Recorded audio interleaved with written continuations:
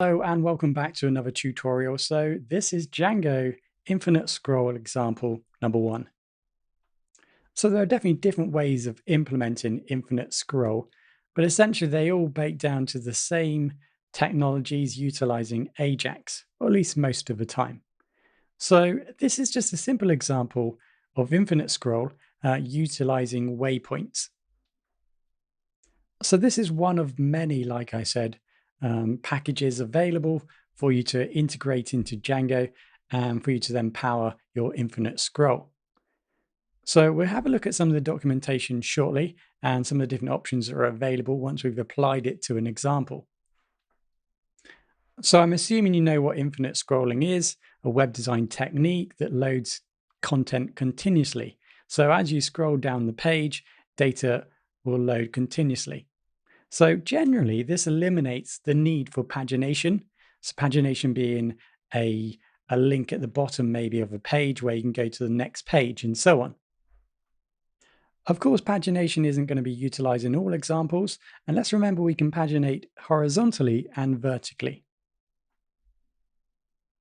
So like I said, we're going to adapt an existing project. The project files are in the description, so you can download and follow as we go along if you like. So we're going to download and serve Waypoint from Django, and then we're going to just explore some of the functionality and features. So just for your information, a little bit about the packages and versions that we'll be utilizing here in this tutorial. So let's get started. So you may already be familiar with our All Books project that we were doing in the Django class-based views series. So we're just going to utilize that here. And the reason why that is because we've already got a nice pagination system set up. So this is just a simple example of a pagination system. You can see here we've got 1 of 4 pages. This is powered by a class-based view. We have next and so on and next and so on. So you can see we've got some data already set for us to utilize. And we use this to set up our pagination, or sorry, our infinity scroll example. So your code base is going to look a little bit like this. We've got books, CBV. So this is just some of the different projects that we've been covering. We're just going to concentrate here on books. Now to access books, you can see that once you've turned on the server, we just need to head over to /books there. So that'll take you to books. You can see that some of the other links we've got available, but we'll be utilizing books here. So books is just made up of some views, so just some generic class-based views. So I'm assuming that you understand, or maybe have watched some of the other tutorials in the other series on this site, or on this channel, sorry. So you know what we're doing here. So we're going to go down to the index view. That's the page that we were looking at where we're showing all the books. Now you can see here that we're using a model called books. You can view the model here. It's just a simple model. All the data is already ready. You should be able to apply this to your project very easily. So it doesn't matter in actual fact whether you're using class-based views or function-based views. This is still going to work. I'm just showing you the fact that we've already set this up and we've got a pagination here by 2. So we're paginating by 2 per page, and that pretty much sets up everything that we need. So there's nothing to change here. We're going to be changing all the front end. So we go to the home page. Just to give you a quick overview of this, you can see what we're doing here. In this block, we have a loop. So 4 books in books. So we're returning all the books from the database, and then we're just looping them out. So you can see that when we loop them out, we start from this div here and end here. And that's what's being looped out for every single book we have in the database. So you can see here we've scaled it to 4. That's why they're being placed next to each other on the screen. And this is just some bootstrap here that we got going on. So let's just change that to 12 first and go back into our page. And you can now see we've got this nice little list. And that's going to help us just develop this further and make these boxes a little bit bigger so we can just showcase the infinite scroll. Right, so how this is going to work, essentially, all that's happening here, infinite scroll has this pagination. You press next, that takes us to a new page that says page equals 2, takes to a next page, that's page equals 3, and so on.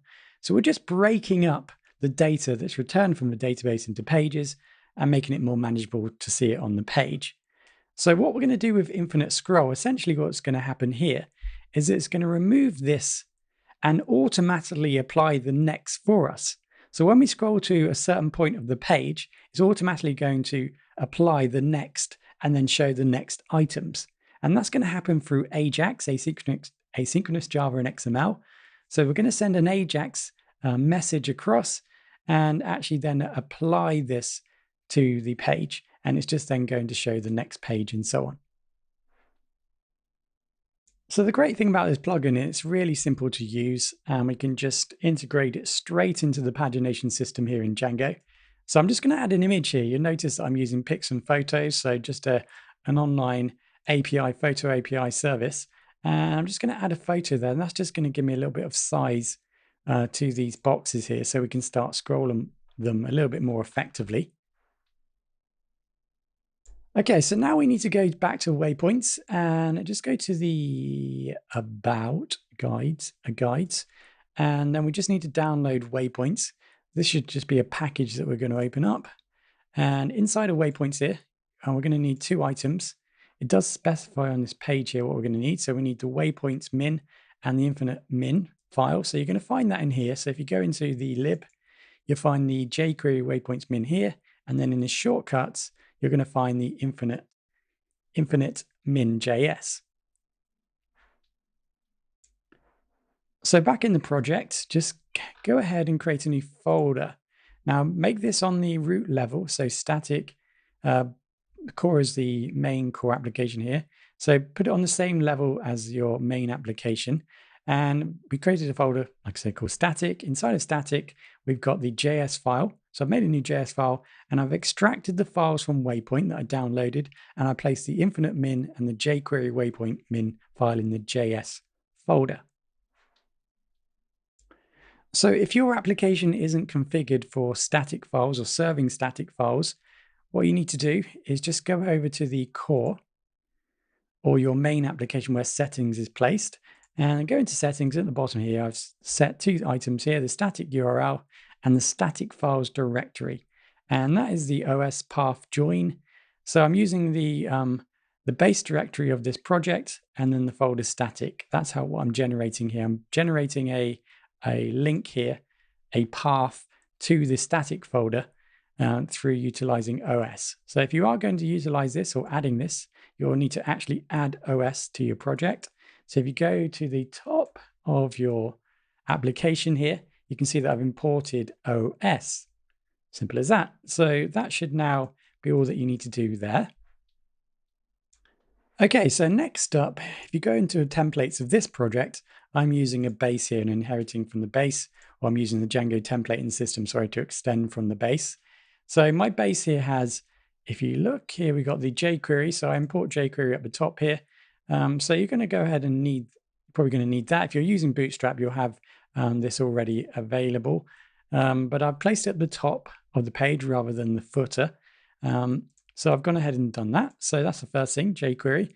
Now let's go back into the home page and move to the bottom of the page. And this is where we're going to add some JavaScript. So purely just for this instance, I've set the JavaScript here in the home directory. This is where I want the infinite scroll to happen. Of course, you can manage your JavaScript a little bit differently if you're familiar with utilizing and employing JavaScript within the Django project. So here, just for example, I've just shown you the fact that if you want to import from the static, we can use static. So we need to import that into the project at the top here, load static. And that just puts, really, all that does is put the word static right there. So it's the same or the equivalent as just writing it like that. But you can see here we've imported the waypoint min and the infinite min from the static JS file folder right here. So we've imported that in. So now we can go ahead and just create some code. So first of all, we're going to need to set up waypoint. So this is just following the guide online. We've got an element that we need to set up. So here we're just going to define what is the container, the infinite container. So we have a container, and then inside of that container is going to be all the items that we're going to infinite scroll. So we need to set that up and define that. Of course, you can change this if you want to, but you'll see where that's applied shortly, and then you can make the changes. So we're going to use an offset. I'll explain that shortly. And then I'm just going to show you the on before page load and the on after page load. So sometimes it might take a couple of seconds to load some data. So we want some sort of indication to the user of the fact that the page is loading data. So I'm just going to give you a simple example of setting that up in this system. Right, so now we need to find the container that we want to use. Now in my case, for this example here, you can see that this container here, this row, encapsulates the loop here. So this is the loop, which is looping around all the books to show all the books in the database. So this is encapsulating this element here is encapsulating all this code here. So that's what you're looking for.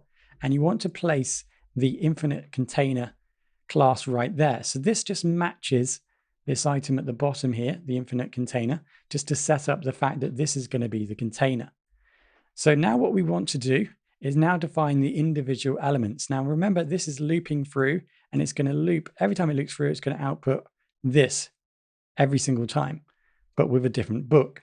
So this is the outer container. So we need to add some code right here. So this is going to be the infinite item. So every time we loop through, one of these items is going to be placed, or every time the data loops through, we have an infinite item. Okay, so those are the two core things that you need to identify in your project, the infinite container and the infinite item. So lastly, we just need to edit this Django here. So this is from the Django documentation utilizing pagination. You can see here that we've got have previous. This is all the links to the pagination that we had. So we don't really need all that anymore now. So we can just get rid of that. And the only thing that we need is page object has next. So it's pretty standard. We're not going to need the last link. We're only going to need the next link. So just slim that down slightly. So all we have is the if page object has next. So if there is a next object, we can click and go to the next page. So essentially Ajax is going to fire this off automatically, or the waypoint is going to fire this off automatically and show new items on the page. So I've already added a class here. Just add it back, the infinite more link. So this is just telling the package here, Waypoint package here, that we're utilizing this link, or this link is the link where we would normally press next to show the next item. So here we put the class infinite more link. So that's it really. We've just got three classes, the container, the infinite item, and the link. So that's all that needs to really be placed in your project. So pretty much now we can probably go ahead and actually see this working. So before I refresh the page, you can see this is what we used to have, just a page with two items because we were paginating by two. We had all the links down here and so on. So if I refresh the page now, we now have this ability, hopefully. It's going to move down. You're going to see the right-hand bar is going to jump as it loads information. So I'll show you in this manner first. There you go, see it jumps, so it's loaded some information. And it probably jump again, and I don't have enough information. But you can saw that kind of jump and loaded the information. So if I refresh and just go into the console here, this will give us a better view of what's going on here. So this is the network page. I'll just load the page up. You can see here that it's actually loaded up to page 3 potentially here. So I just refreshed again. So it looks like it's loaded up to page 3. So if I scroll down, this is why we only got one jump originally, I believe. It's going to let me scroll down. Yep. So as I scroll down, let me just move this up slightly. You'll see a new item appear here, page 4, when it loads. And there we go. So that was the actual package there loading the page. You can see it loaded automatically, and more items will then obviously appear. So obviously we had more items in this list, more items would be loaded, and more pages would be loaded, and so on. Okay, I think the reason why we started on page 3 is because my link actually was on page 2. So if I refresh that again and just go back into my console, you can see here we start on page 2 in actual fact now, and that should then move to page 3 and then load down the bottom here, page 4. There we go. So you can see it's loading in. So like I said previously, sometimes it takes a couple of seconds maybe to load some content depending on your server and the current load on your server and so on. and the user's connection and how much they need to download and so on. So there's a number of reasons why you would want to potentially have a loading function just to tell the user, yep, I'm loading some more data, just have to wait a second. So let's go ahead and create that. So I've just gone over to the Bootstrap 4 tutorial here. I'm in spinners, Bootstrap 4 spinners, and you can see I'm just going to utilize one of these spinners here. So I'm going to take this button here and then import it into my project. So it doesn't really matter where you place this because I'm going to make it so it's a fixed position in the middle of the page. So I'm going to make deflex, a class deflex here. This is basically a Bootstrap class, which basically just removes the item so you can't see it. And deflex, sorry, a positioning item, sorry. I don't actually need that. So I've got dnone in Bootstrap, so that's going to just remove the item from the page. Again, this is not perfect. I'm just doing this to provide a demonstration to you. And I'm going to go ahead and use position fixed, so then I can then specify on the page where I want it. So in this case, you can see I've just quickly built this up. Style top and left, so it's going to be roughly in the middle of the page. So I've created the button. This is the Bootstrap button I was showing you earlier. You can see here that I've then added a new class here called loading in the button. So this was just the spinny loading button that you saw in Bootstrap earlier. So we want that to load up when the actual page is waiting for the data to be returned and to show the new items in the pagination, in the infinite list. So using a little bit of jQuery magic, all we're going to do is just add that class in. So when the page is loading or waiting for more information to load the infinite list, it's going to show this item, the loading item. And of course, we do the same again here. So we want to just hide it this time when the actual data has received and the list then appears, or the new list appears. So that gets added in. So I'm just going to just add something here just so that this isn't working anymore. Then we can actually see this in place. So if I go back to the page now and just refresh, you can see that there's a please wait here. So that's being loaded because it's waiting for the data to be sent to load the items on the page. So you can see it's working. That's what's going to be shown when we're waiting for items to be loaded. So let's just go back and take that out. And let's just load the page again. You can see it's gone because we're not loading anything. And as I scroll down, you'll just see it appear very quickly as it loads. Obviously, it's going to load really quickly here because I'm working on a local machine. So as I go down, you can see just down it flicked up. And there again. And there we go. So obviously, you can't see it working for a long period of time. And that's obviously a good thing because the page is loading quickly. So we do have some other options available. The other one here I haven't mentioned yet. So offset bottom in view. So this is just really defining when to load items on the page. And you can play around with the settings that they provide to load the page in different positions. If we go back to the page, if you have a look at some of the items that are in place, we've gone through most of them, the container, the items before and on after page load. So we've already covered those. The offset is really to do with, as it describes here, to do with when items will actually load on the page. That was the bottom in view. So we covered most of the items here, but you can drill down a bit further. For example, if you wanted left to right scrolling, for example, you can set that up potentially with this system and so on. So it just goes into more advanced options if you need them. But overall, I think it's a nice and simple way of implementing infinite scroll. Example, I will provide you many more different examples using different packages and so on. And of course, there's different ways of scrolling if you're using the Django server, or if you're using, for example, Django as a REST server, you're going to load in the data potentially slightly differently. Okay, so thank you for watching again, and hopefully I'll see you in the next tutorial.